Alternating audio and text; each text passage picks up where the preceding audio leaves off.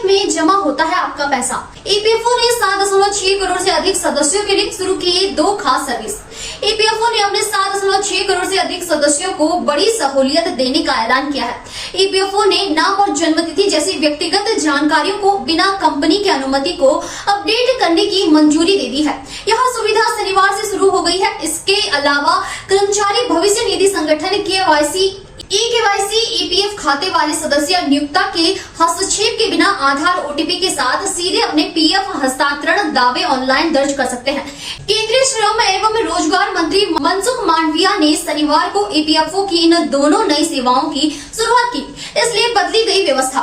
वित्त वर्ष 2024-25 में नियोक्ताओं द्वारा ईपीएफओ को भेजे गए 8 लाख अनुरोधों में से ऐसा देखने को मिला कि केवल 40% अनुरोध ही 5 दिनों के भीतर भेजे गए, जबकि 47% अनुरोध 10 दिन बाद भेजे गए थे। इसमें नियोक्ता द्वारा लिया गया औसत समय 28 दिन का था। इसी सरलीकरण से 45% मामलों में कर्मचारी आधार ओटीपी सत्यापन के जरिए निजी सूचनाओं में तत्काल सुधार कर सकेंगे। शेष 25% मामलों में नियोक्ता के माध्यम से सुधार किया जाएगा। शिकायतों में गिरावट आएगी। मंत्री ने कहा कि ईपीएफओ सदस्यों द्वारा दर्ज लगभग 27% शिकायतें सदस्य प्रोफाइल केवाईसी मुद्दों से संबंधित है और इस सुविधा के शुरू होने के बाद इन शिकायतों में उल्लेखनीय रूप से गिरावट आएगी।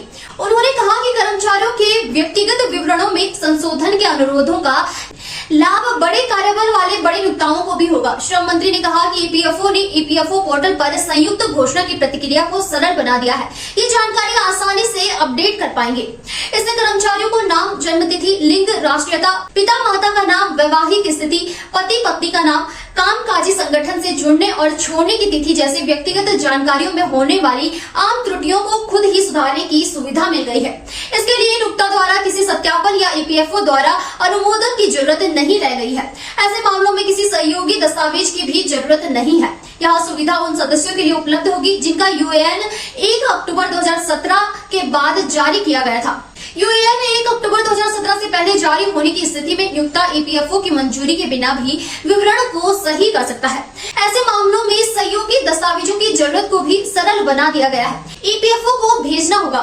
उन्होंने बताया कि केवल उन मामलों में जहां यूएएन को आधार से नहीं जोड़ा गया है, वहां किसी भी सुधार को नियोक्ता के समक्ष भौतिक रूप से प्रस्तुत करना होगा तथा सत्यापन के बाद अनुमोदन के लिए ईपीएफओ को भेजना होगा। यूएएन पंजीकरण नियोक्ता द्वारा कर्मचारी के लिए शुरुआत में किया जाता है।